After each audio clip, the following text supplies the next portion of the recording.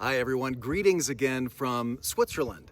I'm here visiting my Swiss family and I had to sit down during our hike because it struck me as I was looking at the wonder of these mountains. You can see the Matterhorn right there behind me. The imagery of mountains fills the pages of the Bible. Did you know that? Just looked it up. There are more than 400 references to mountains in the Bible. How many can you think of? Mount Sinai, where Moses gets the Ten Commandments. There's Mount Carmel, where Elijah has his victory. Mount Zion, which is what the hill by Jerusalem is called, where they build the temple. The Mount of Olives, where Jesus ascends into heaven. Mount Tabor, Mount Hermon, many more mountains. Now, of course, except for Mount Hermon, which in Israel actually is a snow-covered mountain and a ski resort, most of the mountains mentioned in the Bible are nothing like this here in Switzerland. In fact, sometimes I wonder what in the world those authors of the Hebrew scriptures would have thought if they would have seen mountains like this. It would have blown their minds. But still, mountains in Switzerland are referred to as places of lushness and supply, as opposed to the desert and the valleys. On the mountains, even in Israel, is where there's abundant water and there's plants and cows and sheep can eat, and it's cooler up here than out of the desert heat.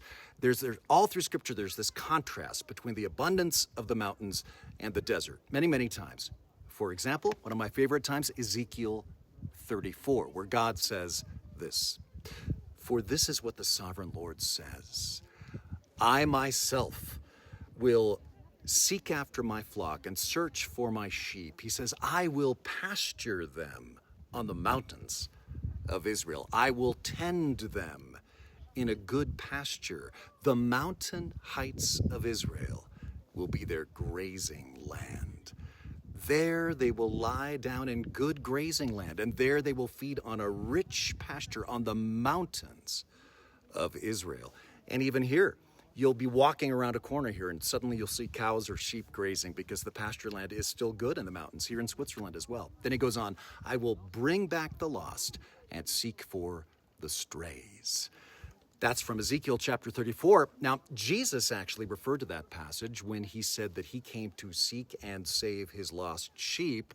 He was saying he is the good shepherd of Ezekiel chapter 34. Now, of course, those verses about mountain lushness are not only for ancient Israel. The Lord is saying that all who are strays, all who are lost, are welcome. He's saying, come up out of the desert heat into the mountains of my presence. And I hope you hear that. He seeks you. He cares for you. If you're in a desert point of life right now, and he invites you to the lush pastures, the abundant waters of his presence, his protection, his provision, no matter what you've done or how far astray you've gone. So why not return to him for a soul mountaintop experience?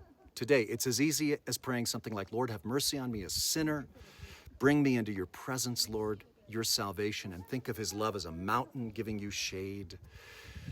You know, as much time as we've been spending hiking in these mountains, as much as I'm enchanted and entranced by this landscape, it occurred to me that the most precious thing in this landscape right now are the people that are on these hiking paths to God. To God, these people, they're more precious to him than all the Alps put together. And that's how much he longs to bring you into the mountaintop of his shady, luxurious, verdant, beautiful, glorious presence. So spend some time and let him do that for you today. God bless you. Have a good one.